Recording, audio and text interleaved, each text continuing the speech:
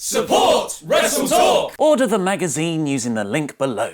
Hello and welcome to the WrestleTalk news. I am El Fakador Laurie Blake.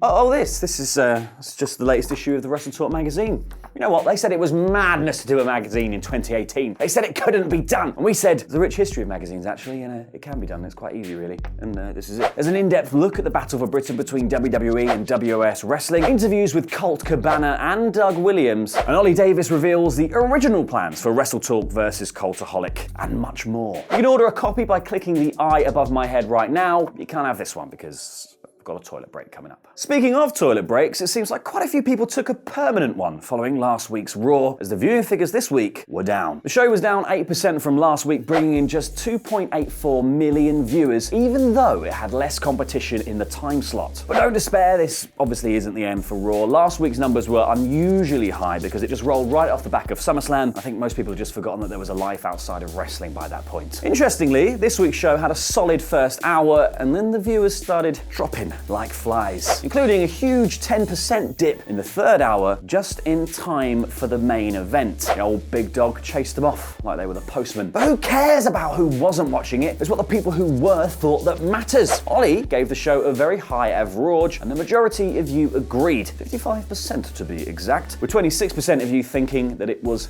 core. Also core-worthy was the match between Seth Rollins and Kevin Owens for the Intercontinental title. One fan said it was one of the top 5 matches of the year, to which a cheeky Rollins replied, I've got the other 4 too. Well, he's not been watching NXT, or New Japan, or Impact's Slammiversary, or 205 Live. But his brilliant match came at the cost of Kevin Owens' WWE career, as after the match, KO grabbed a mic and said, I quit, before disappearing off behind the curtain. Since then, his Twitter account has gone dark, with all the tweets being wiped except one depicting his title runs and one depicting his run-ins with Braun Strowman. He's also been moved to the alumni page of WWE's website, sitting pretty next to Spirit Squad's Kenny and the Dungeon of Doom's Kevin Sullivan.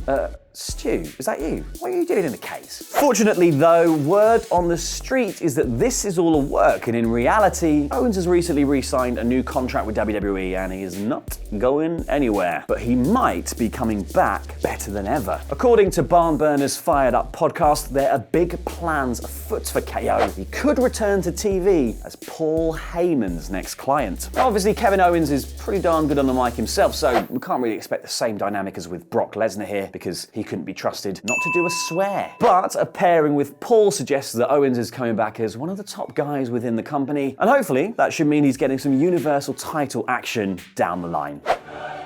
Why isn't Becky Lynch a heel? Click our SmackDown review on screen now to find out, and pledge on WrestleTalk's Patreon to make weekly NXT reviews happen. I've been El Fakador, and that was Lucha.